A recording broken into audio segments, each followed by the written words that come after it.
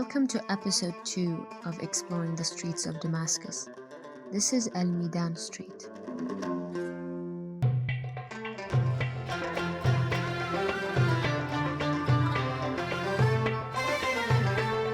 While I shot this when it was raining back in January, as you can see the dim lights and the atmosphere, I think we can explore places at any time really. Each has its own state. So let's explore it via the car, shall we? Let's start with a little context about the place. I want to experience the place also without the historic weight, without reminiscing.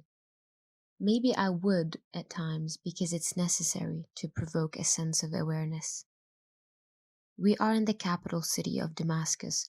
This is the old walled city as a reference point for our future videos, and to the south is the district of Al-Midan. Al-Midan was considered a suburb in the ancient times, an extension of the walled city. The district's function was a turnover and a departure place geared to the caravans leaving for and arriving from Mecca, Al-Hajj route. In addition to that, it was a place to gather grains from the southern part of the country. However, now we don't see these two functions anymore. So what do we see? Let's find out. From the lens of the car, we enter this road, where we'll go over it in this video. You can see the length of it on the map. It's around 2 kilometers. Nowadays, the street has a commercial vibe to it. Oh, I didn't mention that this place is best known for its food. I won't talk about food though. There are a bunch of videos about that on the internet. But it's important to mention it because nowadays it creates the spirit of this place. It's so hard for me to capture the smell of food in a YouTube video. Anyway, notice how we are driving slowly. The place kinda allows you to do that.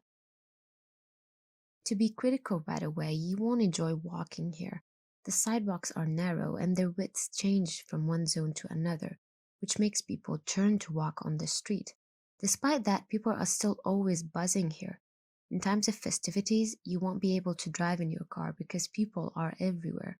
So for example, these captions were taken in Ramadan just a month ago. Observe the atmosphere, look how crowded it is. I think it's good, for example, to prohibit cars from entering in such times.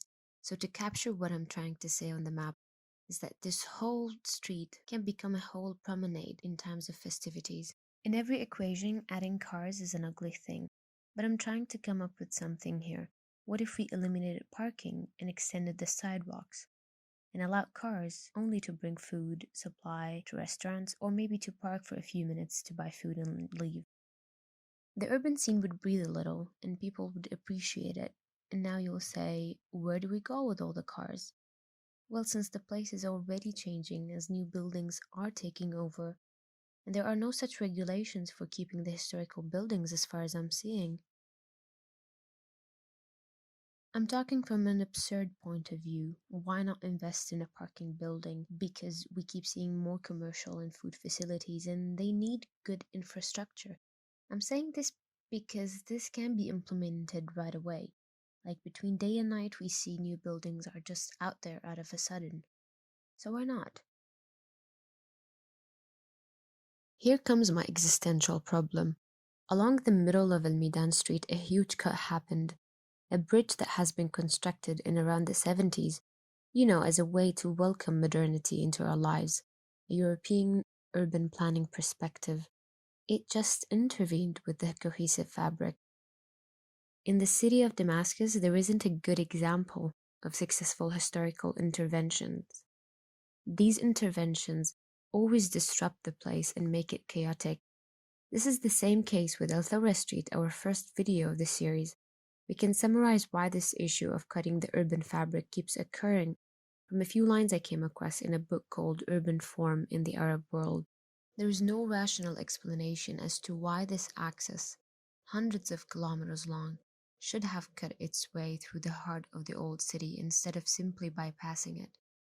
However, the concepts of celebrating highways as symbols of freedom and progress and exposing key monuments by stripping them of their urban context were consistent with European planning ideologies of the 50s and were to pop up again in later proposals. Now, examining the place around the bridge, it just doesn't make sense. It's fragmented, a leftover place. People park here, and it's always dark.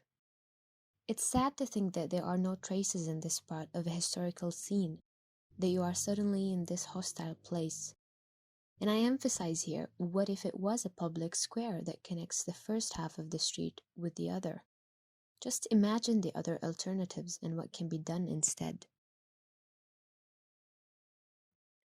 As we continue with the other half of the street, I felt something missing, as if these two parts of the street were two brothers who had a fight and never spoke to each other. The functions differ here. We see less food stuff, more residential buildings, but it feels like this part is unfinished. Maybe we could think of this street as a whole entity, where the beginning of it is important as the ending. Imagine it as a story being told all along the path. My purpose is not really to give comments or solutions. I just wanted to share what I think and open the discussion about our urban life, because we don't talk much about it. The Midan Street is where most people from the city come to visit, and it's interesting to see how people engage in such places and how they cope with existing urban issues. The elements of historical references are still seen on the street, but in the other parts of Al-Midan district, the spirit of the old is more evident, with quiet residential buildings, in addition to some existing beautiful traditional houses. And of course, there are also very neglected places.